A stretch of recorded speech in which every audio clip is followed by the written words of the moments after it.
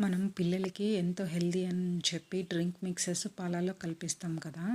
అవి మనము చూడకుండా ఇంగ్రీడియెంట్స్ తీసుకుంటే ఎంత మోసపోతామో తెలుస్తుంది చూడండి. చాలా కాస్ట్‌లీ అని చెప్పి, మంచిదని చెప్పి మనం తీసుకొని పిల్లలకి పాలల్లో కల్పిస్తున్నాము. వాటిలో ఏమేమి ఇంగ్రీడియెంట్స్ మిక్స్ చేశారో మనం అస్సలు చూడము. ఇక్కడ నేను 2 బ్రాండ్స్ చూపిస్తున్నాను చూడండి. ఇది హార్లిక్స్ చాక్లెట్ మిల్లెట్ మిక్స్ అనమాట. ఇందులో ఏవేమి ఇంగ్రీడియెంట్స్ ఏసారో, ఎంతెంత పర్సెంట్ ఏసారో ఖచ్చితంగా మెన్షన్ చేశారు చూడండి.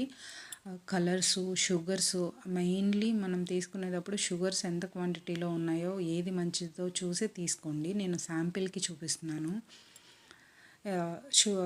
ఆర్టిఫిషియల్ ఫ్లేవర్స్, సబ్స్టెన్స్ అన్నీ కూడా కరెక్ట్‌గా మెన్షన్ చేశారు. దీని కాస్ట్ మీకు తెలిసే ఉంటుంది. యావరేజ్‌గా హాఫ్ కేజీ 300 ఉంటుంది. 300-400 వరకు. Including soya protein, liquid glucose, మెయిన్‌గా ఇది షుగర్ అనమాట. నేను ఇంకొక టాప్ బ్రాండ్ చూపిస్తున్నాను చూడండి. ఇది 7 years oats plus almond flavour అనమాట. ఇందులో అసలు 4-5 ఐటమ్స్ మాత్రమే మెన్షన్ చేశారు. అవి కూడా ఎంతెంత క్వాంటిటీలో వేసాడో కూడా మెన్షన్ చేయలేదు. ఇది కేజీ 1700 వరకు ఉంటుంది. ఈ బ్రాండ్ మనం మంచిదని చెప్పి తీసుకొని పాలల్లో మిక్స్ చేసి ఇస్తున్నాము.